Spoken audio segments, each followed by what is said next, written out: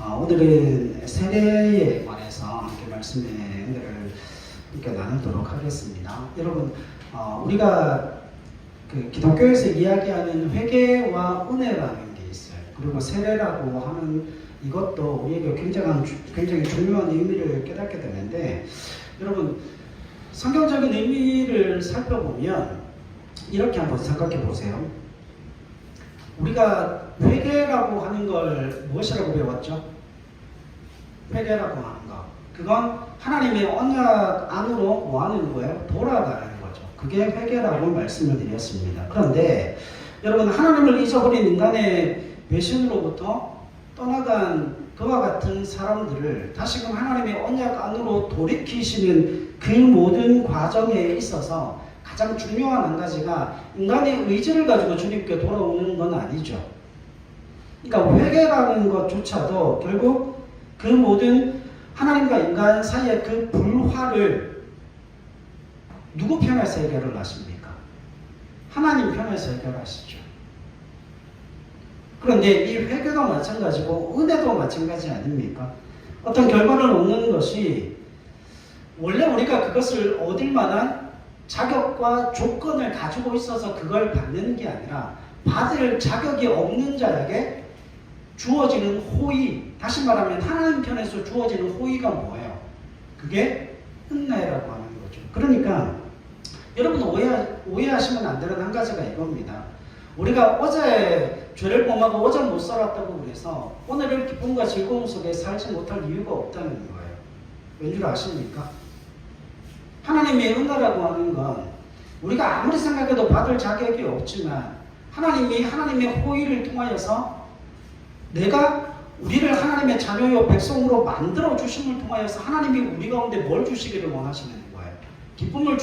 기쁨을 더하시기를 원하시고 충만함과 우리 가운데 삶의 즐거움을 주시기를 원하시기 때문에 하나님이 내게 어떤 조건과 이유가 있어서 우리에게 즐거움과 기쁨을 허락하시는 게 아니고 그 모든 이유와 내용이 누구 편에서? 하나님 편에서 충족되어짐을 통하여서 우리에게 뭘 주신다는 거예요? 은혜를 베푸신다는 겁니다. 그러니까 은혜라고 하는 그 모든 것조차도 결국은 우리의 노력으로 그것을 우리가 취하여 얻는 것이 아니고 결국 상대방의 신실하심에 뭐가 있다는 거예요? 근거와 이유가 있다는 겁니다. 근데 그 상대방이 누구인 거예요? 하나님이시라는 거죠. 여러분, 세례도 마찬가지입니다. 회개가 우리 쪽에 결정과 책임과 조건으로서가 아니라 하나님께서 우리와의 관계를 회복시키시기 위해서 하나님 편에서 뭘 하시는 거예요? 방법을 내시는 거죠. 그 십자가라고 하면 그 방법을 내심으로 말미암아 하나님과 우리 사이에 장애물을 제거하여 주셨던 것처럼 그것을 내용으로 하고 있는 것과 마찬가지로 우리의 처지와 예수 그리스도로 말미암는 그 구원이 무엇에 나타납니까? 하나님의 은혜를 통하여서 우리에게 주어지고 나타난다라고 성경은 말씀을 하고 있습니다. 자, 그러면 여러분, 회개라든지 은혜라든지 믿음이라고 하는 거든지 그 다음에 세례라고 하는 이 모든 부분은 결국 무엇과 연결되어져 있어요? 여러분 보세요. 회개, 세례, 구원, 은혜, 믿음, 이 모든 것들 중에 하나만 빠지면 이 모든 것들은 다 의미가 없어지게 돼요. 다 소용이 없어지게 돼요. 무엇입니까? 예수 그리스도죠. 그러니까 결국은 믿음도 세례도 은혜도 구원도 마태가 이야기하고 싶은 가장 중요한 한 가지가 뭐예요? 예수 그리스도가 누군지를 소개하고 싶은 거예요. 누구에게? 아직도 메시아를 기다리고 있는 그 유대인들에게. 그래서 여러분, 마태복음에서 소개하고 싶어하는 측면은 결국 하나님께서 그 세례를 베푸시고 구원을 베푸시고 은혜를 베푸시고 믿음을 주시고 우리로 하여금 회개하여 돌이켜 하나님께로 오게 하시는 그 모든 과정들 속에 그 예수 그리스도를 왜 이 땅 가운데 보내시고 왜 그 예수 그리스도가 이 땅 가운데 오셔야만 하는지 그것을 유대인들에게 이야기하고 싶어 하는 거죠. 여러분, 세례라고 하는 건 한문으로 씻는다라고 하는 그 의미를 가지고 있죠. 자, 여러분, 그런데 그 세례라고 하는 부분들 가운데 우리가 늘 한쪽 부분만 생각을 해요. 씻는다라고 하는 의미도 가지고 있지만 애굽에서 이스라엘 백성들을 건져 홍해를 건너게 하는 것도 성경에 뭐라고 이야기를 해요? 세례라고 이야기를 합니다. 그걸 다른 말로 이야기하면 이런 의미가 돼요. 애굽은 뭐였습니까? 애굽에 있을 때 이스라엘 백성들은 뭐였어요? 노예의 신분이었죠. 그 노예의 신분에서 홍해를 건너왔다는 건 무슨 의미입니까? 더 이상 노예가 아니고 이제는 뭐가 되었다는 거예요? 자유인이 되었다는 거죠. 그러니까 그들의 신분이 노예에서 뭘로 바뀌었다는 거예요? 자유인으로 바뀌었다는 그 의미를 가지고 있고, 또 한 가지는 그 애굽이라고 하는 노예, 다시 말하면 노예의 신분에 있었다라고 하는 건 결국은 그들이 뭐의 노예였다는 거예요. 죄의 노예였던 그 이스라엘 백성들이 이제는 홍해를 건너 세례를 받음을 통하여서 이제는 뭐가 되었다는 거예요? 하나님의 자녀, 하나님의 백성이 되었다는 거죠. 그러니까 애굽이라고 하는 그 지명, 애굽에 있을 때는 죄의 노예를 상징을 하지만 거기를 떠나서 홍해를 지나 이제 가나안으로 가는 그 모든 과정들 속에 홍해를 지나는 그 과정을 통하여서 이스라엘 백성들이 애굽에서 탈출하여 어디로 가는 거예요? 홍해를 건넜다는 거죠. 그러면 물리적인 뭐가 있었어요? 물리적인 이동이 있었다라고 하는 거죠. 그러니까 홍해는 무슨 의미를 가지고 있는 겁니까? 단순히 지리적인 의미를 가지고 있는 것뿐만 아니라 부정한 자리에서 어떤 자리로? 정결한 자리로 옮아갔다라고 하는 그 의미를 가지고 있습니다. 그러니까 세례라고 하는 그 부분이 그냥 단순히 씻는다라고 하는 그 의미가 아니라 신분이 변화되어진 것과 더불어 뭐에 대한 의미도 있다고요? 부정한 곳에서 정결한 곳으로 이동했다라고 하는 그 이동의 의미도 포함되어져 있음을 성경이 말씀하고 있습니다. 우리 로마서 한번 찾아볼까요? 로마서 6장으로 한번 가보겠습니다. 3절로 11절 말씀하고 있죠. 로마서 6장 3절로 11절.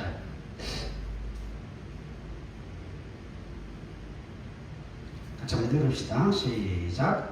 무릇 그리스도 예수와 합하여 세례를 받은 우리는 그의 죽으심과 합하여 세례 받은 줄을 알지 못하느뇨. 그러므로 우리가 그의 죽으심과 합하여 세례를 받음으로 그와 함께 장사되었나니 이는 아버지의 영광으로 말미암아 그리스도를 죽은 자 가운데서 살리심과 같이 우리로 또한 새 생명 가운데서 행하게 하려 함이니라.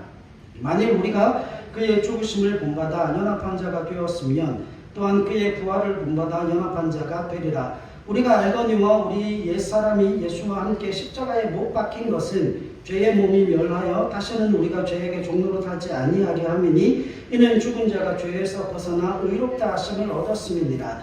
만일 우리가 그리스도와 함께 죽었으면 또한 그와 함께 살 줄을 믿노니 이는 그리스도께서 죽은 자 가운데서 사셨음에 다시 죽지 아니하시고 사망에 다시 그를 주장하지 못할 줄을 알미로라. 그의 죽으심은 죄에 대하여 단번에 죽으심이요 그의 살으심은 하나님께 대하여 살으심이니 이와 같이 너희도 너희 자신을 죄에 대하여는 죽은 자요 그리스도 예수 안에서 하나님을 대하여는 산 자로 여길지니라. 아멘. 자, 우리가 누구와 함께 세례를 받았대요? 예수와 함께 세례를 받았다라고 이야기를 합니다. 여러분, 인간 안에는 의로움이 있어요, 없어요? 착함과 선함이 있어요, 없어요? 착함과 선함이 없습니다. 그래서 여러분, 인간 안에는 선함과 악함을 분리해낼 게 있어요, 없어요? 분리해낼 게 없습니다. 왜냐하면 인간은 전적인 타락한 존재이기 때문에. 그런데 세례라고 하는 그 말에는 꼭 반드시 뭐가 나오는가 하면 누구와 함께 세례를 받고 연합되었다라고 하는 그 의미가 함께 항상 나오게 되어져 있어요. 그러니까 누구를 통하여 세례를 받고 누구를 통하여 누구와 함께 연합되어졌다라고 하는 그 의미가 성경에는 같이 반드시 드러나고 나타나 있는데 지금 로마서 6장에는 누구와 연합되어졌다고 그래요? 예수 그리스도와 연합되어짐을 뭐라고 이야기를 합니까? 세례라고 이야기를 하고 있습니다. 자, 여러분 성경은 누가 있었기 때문에 결국 살아났다는 거예요. 예수가 있었기 때문에 살아났다라고 이야기를 합니다. 여러분 고린도전서 10장으로 한번 가보십시다. 고린도전서 10장 1절로 3절. 자, 이게 굉장히 중요한 구절이에요. 고린도전서 10장 1절로 3절. 읽읍시다. 시작. 형제들아 너희가 알지 못하기를 내가 원치 아니하노니 우리 조상들이 다 구름 아래에 있고 바다 가운데 거심하며 모세에게 속하여 다 구름과 바다에서 세례를 받고 다 같은 신령한 식물을 먹으며. 아멘. 자, 여기에 보면 이스라엘 백성들이 어디를 건넜다라고 그럽니까? 모세에게 속하여 다 구름과 바다에서 뭘 받았어요? 세례를 받고. 이게 무슨 사건이죠? 홍해를 건넌 사건이에요.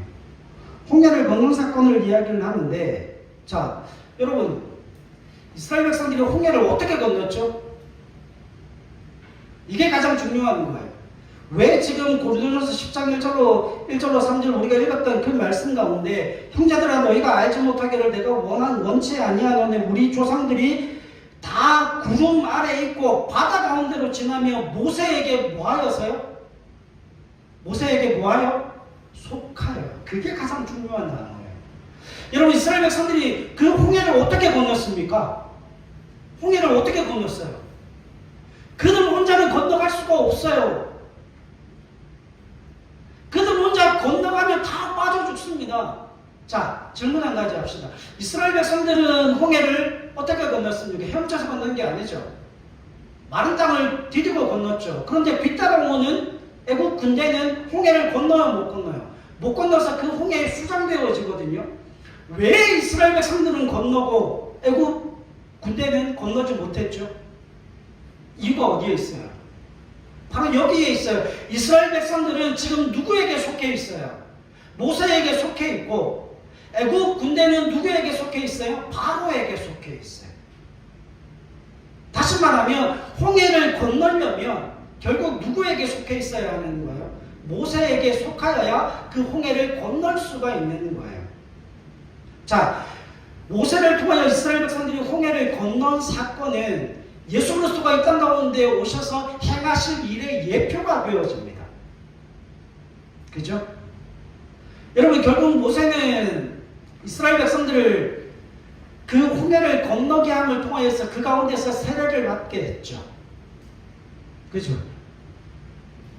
그래서 모세에게 속한 자들은 홍해를 건너 삶을 얻게 되고 모세에게 속하지 아니한 애굽 군대들은 그 이스라엘 백성들을 쫓아 홍해에 들어가서 수장되어지는 일들이 일어난다는 거예요.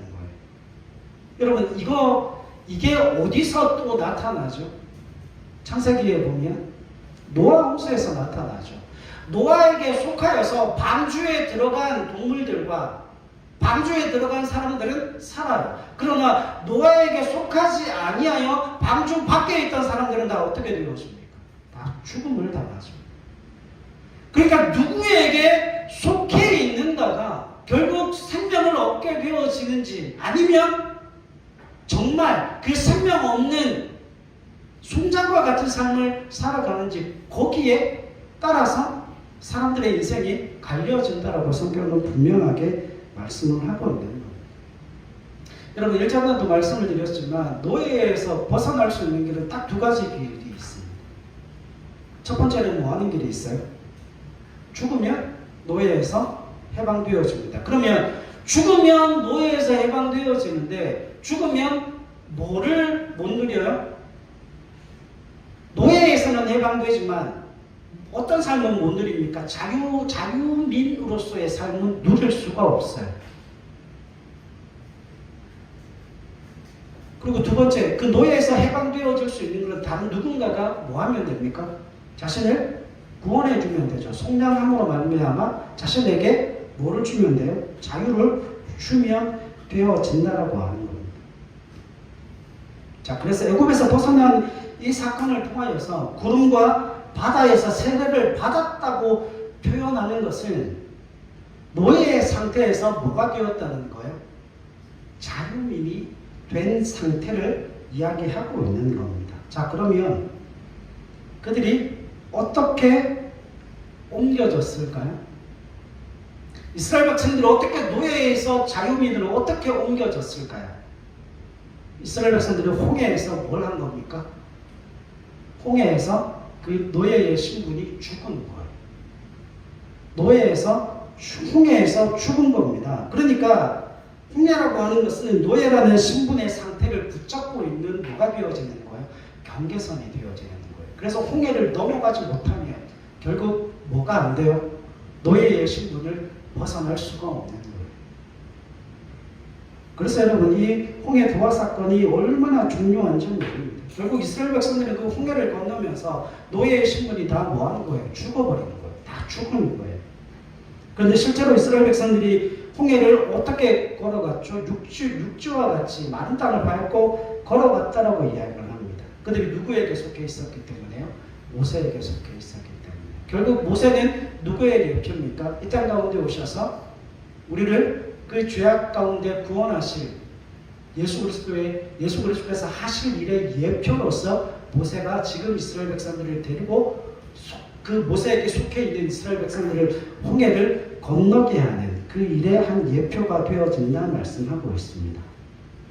자, 여기에 우리가 굉장히 중요한 사실 한 가지를 생각을 해봐야 돼요. 여러분, 지금 오늘 우리가 읽었던 본문 말씀 가운데 그 5절부터 지금 12절까지 이야기를 누가 하고 있는 거예요? 누가 하고 있는 겁니까? 세례 요한이 하고 있죠. 그러면 세례 요한이 이 땅 가운데 왜 왔을까요? 세례 요한은 왜 그와 같은 이야기를 선포하고 있는 걸까요?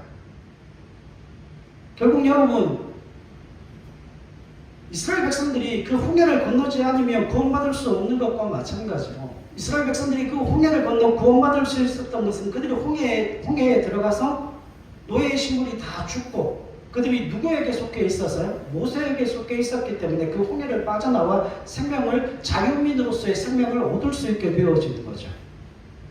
그러니까 결국 누구를 통하지 않으면, 예수 그리스도를 통하지 않으면 이 땅 가운데 어떤 누구도 영적인 물을 건너갈 수가 없어요. 그 홍해를 건널 길이 없다는 겁니다. 여러분, 그 죄의 노예로부터 해방되어질 수 있는 그 유일한 길이 예수 그리스도 외에는 없다는 거예요.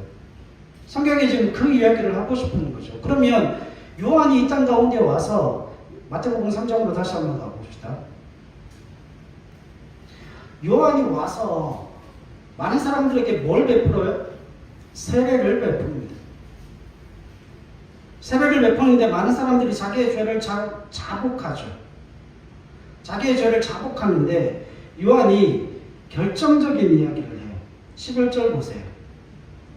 나는 너희로 회개케 하기 위하여 물로 세례를 주거니와 내 뒤에 오시는 이는 나보다 능력이 많으시니 나는 그의 신을 들기도 감당치 못하겠노라. 그는 성령과 불러 너희에게 세례를 주실 것이요 손에 키를 들고 자기의 타작마당을 정하게 하사 알곡은 모아 곶감에 들고 죽정이는 꺼지지 않는 불에 태우시리라. 이건 심판을 이야기하는데 지금 세례 요한이 뭐라고 이야기하는가 하면 나는 너희로 회개케 하기 위하여 물로 세례를 준다고요?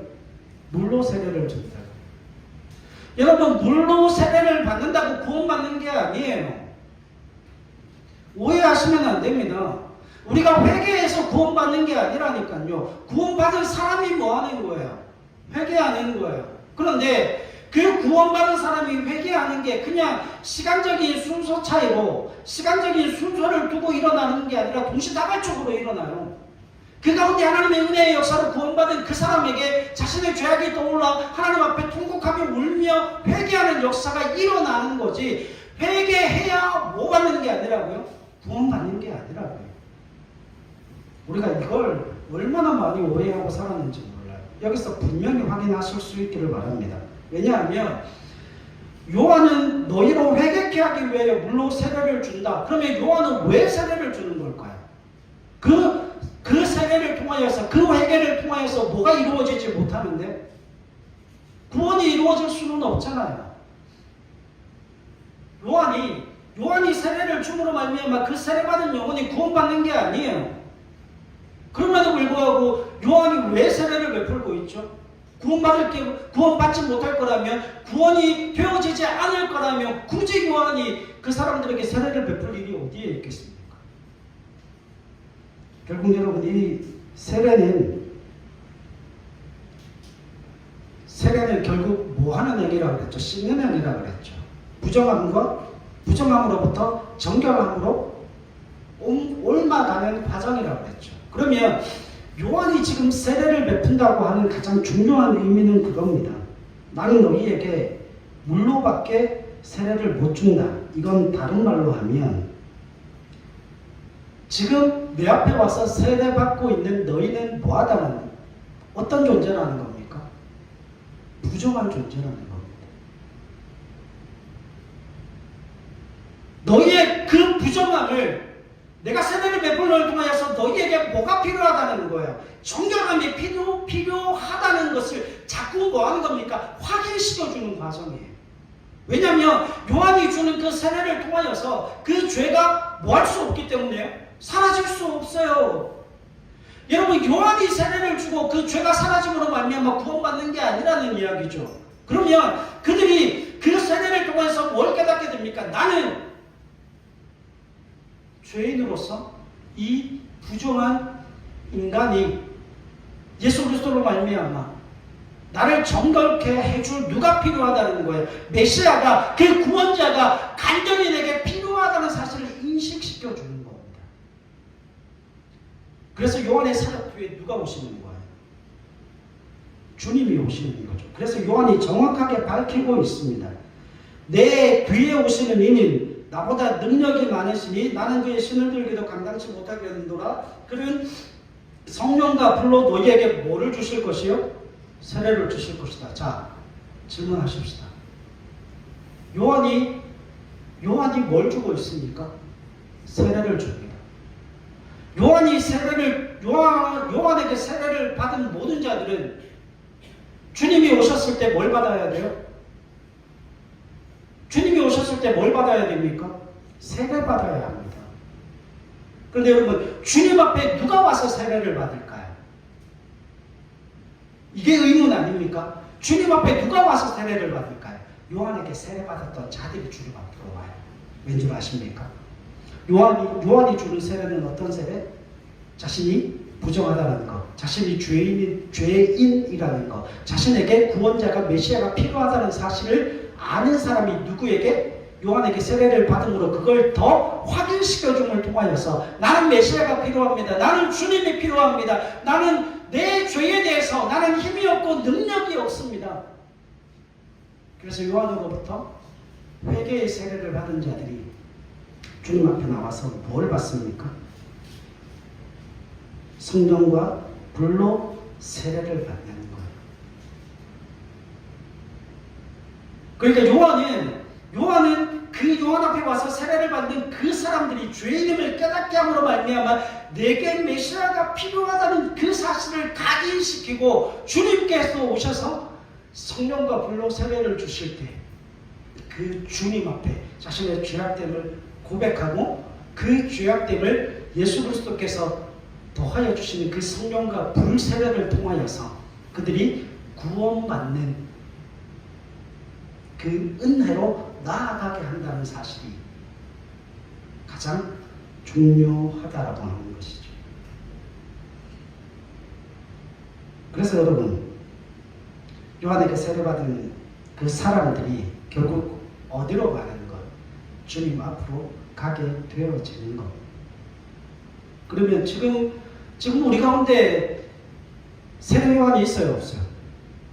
세례요한이 없죠. 세례요한이 없지만 누가 계십니까? 누가 오셨습니까? 성령 하나님 우리 가운데 오시죠. 그래서 그 성령 하나님의 역사로 말미암아 우리 가운데 뭐가 필요하다는 사실? 하나님의 은혜가 필요하다는 사실, 주님이 필요하다는 사실. 우리 가운데 그 성령의 역사하시고 성령의 내주하심을 통해서 우리가 주님 앞에 고백하게 하고 우리의 구원자이신 그 예수 그리스도를 믿음으로 고백하게 하는 그 사역을 우리 주님께서 주시는 그 성령 하나님이 감당하신다라고 하십니다. 그래서 여러분, 세례요한은 세례요한은 결국 뭐 할 수 없어요? 세례요한은 홍해를 건너 넘어갈 수가 없어요. 왜 그렇습니까? 세례요한도 죄인이거든. 세례요한도 결국 뭐하는 존재가 아니에요. 그들을 구원할 수 있는 존재가 아니에요. 구원자는 오직 누구밖에 없어요. 주님 외에는 없습니다. 그러니까 여러분,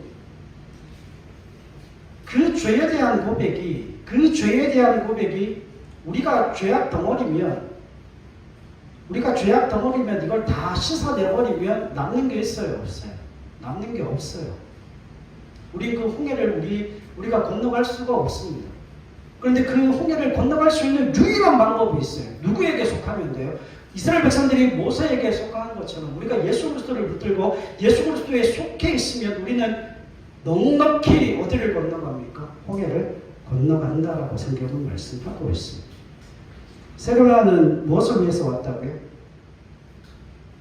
그 죄를 각인시키고 그 죄를 확인시키기 위해서 이 땅 가운데 예수님보다 6개월 먼저 왔다라고 이야기를 합니다. 자, 마태복음 3장 7절로 10절 말씀 한번 보세요. 여기에 지금 요한이 지금 바리새인들과 사두개인들이 오는 걸 보고 독사의 자식들아라고 욕을 하면서 임박한 진노를 너희가 피하라 하더냐라고 이야기를 하죠. 그러면 결국 무슨 의미가 되어져요? 바리새인들과 사두개인들이 뭐 했다는 겁니까? 틀렸다는 거죠. 바리새인들과 사두개인들이 틀린 이유를 성경이 말씀하고 있어요. 요한복음 한번 가보시죠. 요한복음 8장 42절로 47절 여기에 보면 사도 바울이 왜 세례 요한이 왜 바리새인들과 서기관들이 틀려 있는지를 정확하게 이야기를 합니다. 8장 42절로 47절 읽읍시다. 시작. 예수께서 가라사대 하나님이 너희 아버지였으며 너희가 나를 사랑하였으리니 이는 내가 하나님께로 나서 왔음이라. 나는 스스로 온 것이 아니요 아버지께서 나를 보내신 것이니라. 어찌하여 내 말을 깨닫지 못하느냐. 이는 내 말을 들을 줄 알지 못함이로다. 너희는 너희 아비 마귀에게서 났으니 너희 아비의 욕심을 너희도 행하고자 하느니라.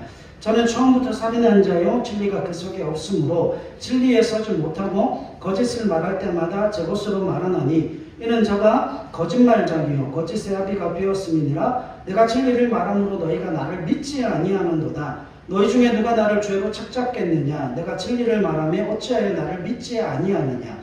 하나님께 속한 자는 하나님의 말씀을 듣나니 너희가 듣지 아니함은 하나님께 속하지 아니하였음이로다.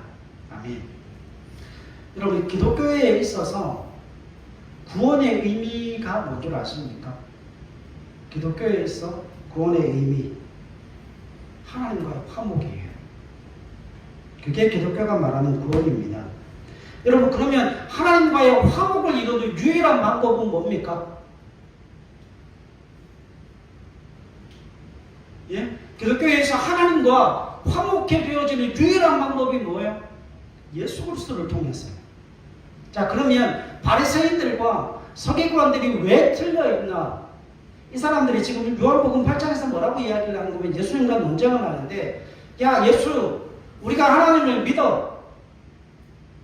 그런데 예수님께서 뭐라고 이야기를 하시는가 하면, 야 바리새인 서기관 이 독사의 자식들아, 너희는 하나님을 믿지 않는다.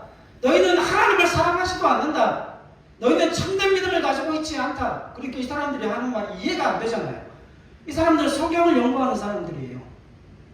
이 사람들은 뭐 하는 사람들이에요? 서기관들 성경을 필사하는 사람들이고, 바리새인들은 성경을 연구하고 가르치는 사람들이에요. 그런데 말도 안 되는 소리 하지 마라. 우리는 하나님을 사랑한다. 우리는 아브라함의 자손이고 우리는 하나님을 경배하고 하나님을 경외하고 그 하나님을 가르치는 사람들이다.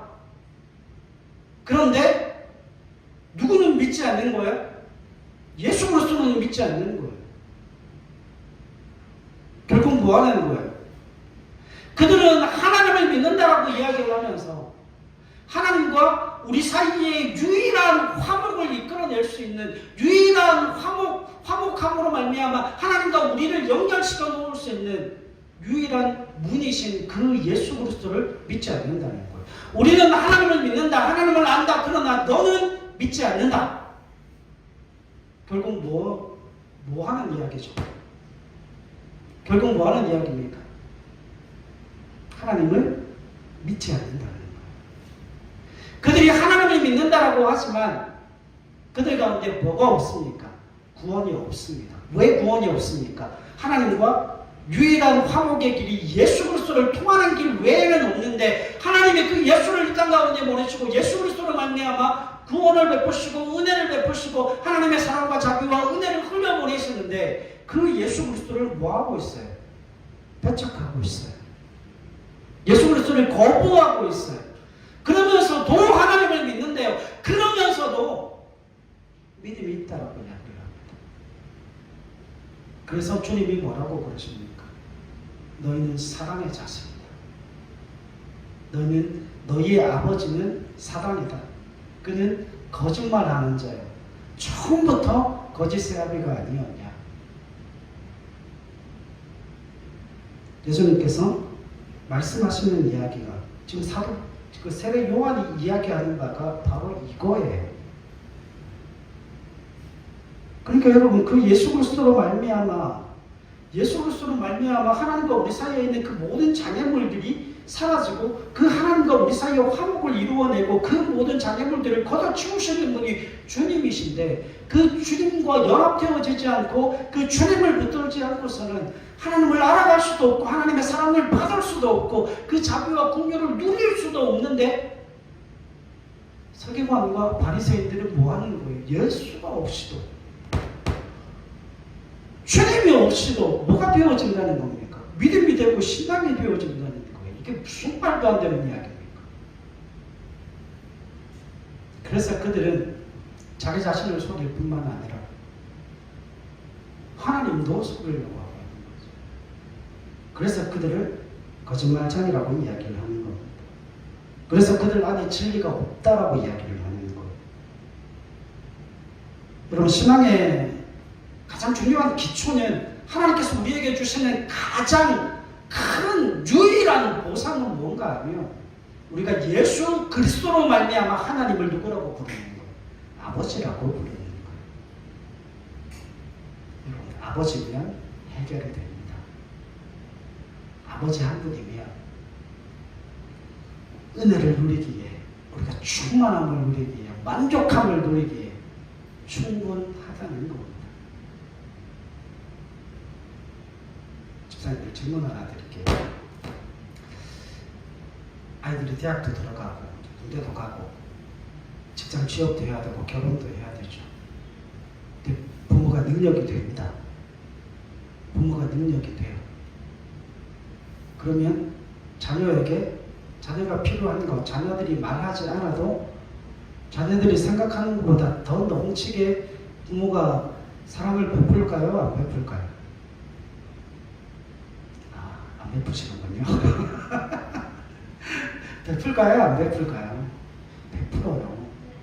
능력이 되는데 왜 안 합니까? 그죠? 여러분 그 아버지가 누군가에 따라서 그 아버지가 어떤 분인가에 따라서 우리의 삶이 전혀 달라지는 것 아닙니까? 그렇지 않으세요? 여러분 그래서 하나님을 아버지라 부르는 거 그게 기독교에 있어서 기독교 믿음과 신앙에 있어서 그보다 더 큰 보상은 없어요. 문제는 뭔가 하면 그 아버지를 제대로 누리지를 못해서 그래요. 그 아버지를 제대로 누리지를 못해서 그렇다니까요. 여러분 그래서 우리가 뭘 해야 되는가 하면 자꾸 유교적인 삶에 빠지면 안 돼요. 그 아버지를 어렵게 여기고 아버지를 멀게 여기고 아버지는 늘 징계하시는 분이고 잔소리하시는 분이고 천만의 말씀이요. 그 아버지는 한없이 사랑을 흘려보내주시는 분이시고 그 아버지는 자신의 생명까지 우리에게 내어주심을 통하여서 우리를 살리시는 분이시고 그 죄악된 노예의 신분에서 우리의 자리를 옮기셔서 자유민으로 이 사람 마음껏 하나님을 누리도록 만들어 주시기 위해서 우리에게 자유를 주시는 분이세요. 예수 믿는 하나님의 사람들에게 이게 빠져 있어요. 구원받았다라고 하는 그 의미를 전혀 이해를 못합니다. 왜 노예 상태에서 자유민으로 우리를 구원해 주신 이유가 어디에 있죠? 노예는 그 어떤 것도 누리지를 못합니다. 그러나 자유민은 마음껏 소유하고 누리고 가질 수 있어요. 여러분, 노예는 욕심을 낼 수가 없습니다. 자신은 그 어떤 것도 소유할 수 없고 어떤 것도 생각할 수 없고 실제로 어떤 것도 가질 수 없기 때문에. 그러나 자유민은 뭐 할 수 있습니까? 마음껏 욕심낼 수 있어요. 그런데 여러분, 하나님을 욕심내지 않아요. 내 아버지를 욕심내지 않아요. 여러분, 우리는 세례를 받은 자입니다. 주 예수 그리스도와 합하여 연합하여 세례를 받은 자예요. 우리는 주님 안에 거하는 자예요. 주님이 왜 우리 가운데 그 세례를 베풀어 주심으로 말미암아 하나님이 우리와 그 예수 그리스도를 왜 붙여놓으셨나? 예수 그리스도께서 아버지 하나님을 누리셨듯 우리 또한 주님 안에서 하나님을 누리고 성령을 누리고 우리 가운데 도와여 주시는 하나님의 그 은혜를 누리는 자유민으로 우리에게 하나님께서 은혜를, 그 구원을 이루어 주셨다는 겁니다. 그래서 여러분, 하나님 앞에 좀 많이 욕심내시면 좋겠어요.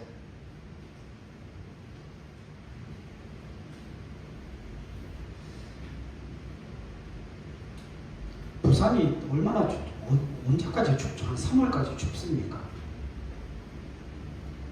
3월 되면 좀 따뜻하죠. 그래서 제가 굉장히 고민이에요, 지금. 제가 88만 원짜리 히터를 받았거든요. 제가 그거 사려고. 제가 그거 왜 사려고 그러는가 하면 기도하는데 자꾸 욕심이 나요. 여러분, 우리 히터 틀면 한 달에 전기세가 한 20만 원 정도 나와요. 그러면 저걸 쓰느니 88만 원짜리 그건 등유 쓰는 거거든요. 그걸 앞에다 켜놓으면 생각보다 훨씬 따뜻해요. 하나님, 기도할 때 저게 좀 필요하겠어. 저게 좀 필요합니다. 저거 켜도 저는 춥더라고요. 기도할 때 열이 받기는 하는데, 그래서 아침에 묵상을 하다가 설교 준비 다 해놓고 묵상을 하다가 그래, 내게 세례를 주시고 내게 구원을 베풀어 주시고 그 하나님을 마음껏 누릴 수 있는 자유함을 주셨는데 그 아버지를 향한 욕심이 너무 없는 거예요. 그래서 제 책상에 화려히 88만 원짜리 그거를 출력을 해놨습니다. 그래서 제가 지금 1월 말이잖아요, 그죠? 그래서 저걸 2월 초에 살까 그러고 있는데 날씨가 또 안 추우면, 그래서 지금 하나님하고 지금 딜을 하고 있습니다. 저걸 하나님 7월달에 살까요? 8월달에 살까요? 아니면 2월달도 좀 많이 추우면 2월달에 살까요? 제가 하나님 앞에 그러고 있어요. 성도들 떨면서 기도하는 거 보니까 너무 싫더라고요. 그게 너무 마음속에서 막 욕심이 불처럼 일어나서 내가 늙어서 이제는 좀 물욕이 생기나 하나님 앞에 그거 달라고 기도하려고요. 그래서 목록을 뺐습니다. 여러분, 그게 된다니까요. 여러분, 88만 원 그게 뭐라고요? 그거 아무것도 안 했잖아요. 우리 지금 그거 놓고 기도하는 게 아니잖아요. 여러분, 우리 12억을 놓고 기도하는 사람들인데, 여러분, 그건 하나님이 하실 거고, 하나님이 그것도 우리에게 약속하시고 허락하시는 것은 하나님이 내 아버지시라는 거예요. 지금 성경이 이야기하고 싶은 바가 그겁니다. 세례, 주님 안에 거하는 삶, 주님을 우리가 붙여놓으신 이유가 어디에 있냐는 거예요. 하나님을 욕심내고 그 믿음과 신앙을 욕심내는 삶을 살아가는 거 아닙니까? 그래야 우리의 가슴이 뛸 거 아니에요. 그래야 우리의 심장이 뛸 거 아닙니까? 그래야 우리의 믿음과 신앙이 날마다 존진하는 믿음과 신앙이 되어질 것 아닙니까? 여러분 끌려가는 신앙생활 하지 마세요. 노예처럼 그렇게 살지 마세요. 왜 그렇게 사십니까? 그게 무슨 의미가 있습니까? 여러분 교회가 크고 작고 그거는 전혀 상관없어요. 교회가 작아서 하나님의 일을 감당하지 못하는 것도 아니고 교회가 커야 하나님의 선한 일을 감당한다. 그것도 아닙니다. 그 일을 되게 하고 그 역사를 이루어가는 건 우리의 믿음의 크기예요. 여러분 주님 안에서 하나님의 것을 욕심내는 저와 여러분들의 삶이 되실 수 있기를 바랍니다. 하나님의 말씀드리고 마칠게요. 우리 집사님이 저한테 와가지고 자꾸 말씀을 달래요. 제가 기도하면서 저희 집에 있는 성이 있잖아요. 아들 말씀을 안 줬거든요. 근데 자꾸 말씀 달라고 막 쪼르는 거예요. 아, 왜? 그런데, 아니, 말씀 놓고 기도하려고 좀 줘, 좀 둬. 그러더라고요. 제가 말씀을 줬습니다. 시편 34편 8절. 여호와의 선하심을 맛보아 줬어요. 제가 그거 달라는 이유를 압니다. 여러분, 말씀은 이루어져요. 여러분, 그 욕심을 가지셔야죠. 그 욕심을 가지십시오. 여러분들 가정 가운데 말씀 다 드렸잖아요. 그렇죠? 네, 말씀 가지고 늘 기도하시는 분 계십니다. 여러분, 그 말씀은 하나님 이루실 거예요. 여러분, 그 말씀 여러분들에게 그냥 난 거 아닙니다. 그냥 난 거 아니에요. 여러분, 제가 그 말씀 나가고 하나님 앞에 얼마나 부르짖었게요. 여러분, 하나님이 올 한해 그 말씀의 역사를 일으켜 주실 겁니다. 뿐만 아니라 여러분들이 지금 가지고 있는 지금 1월달 우리가 기도하면서 이제 1년이 넘어가잖아요. 기도한 지가 1년이 넘었는데 그 과정 속에서 우리가 하나님을 향한 그 은혜의 욕심을 가져야죠. 그 사랑의 욕심을 가져야죠. 그 아버지를 향한 욕심을 가져야죠. 여러분, 그거 절대 나쁜 거 아니에요. 여러분, 세상 것은 욕심내면 안 돼요. 욕심내지 마세요. 그러나 하나님은 얼마든지 욕심내도 됩니다. 그 하나님의 임재를 살고 그 하나님의 임재를 욕심내고 그 하나님의 자비와 긍휼과 은혜와 사랑을 욕심내는 저와 여러분들이 되실 수 있기를 바랍니다. 그래서 여러분, 우리가 무엇을 하든지 우리가 어떤 곳에 있든지 그곳에 주님의 임재가 있어야 합니다. 그곳에 주님의 역사가 있을 겁니다. 주님이 임마누엘로 함께 하실 것이기 때문에 그 은혜를 누리시고 그 하나님을 욕심내는 저와 여러분들의 삶이 되실 수 있기를 주님의 이름으로 간절히 부탁을 드립니다. 기도하겠습니다.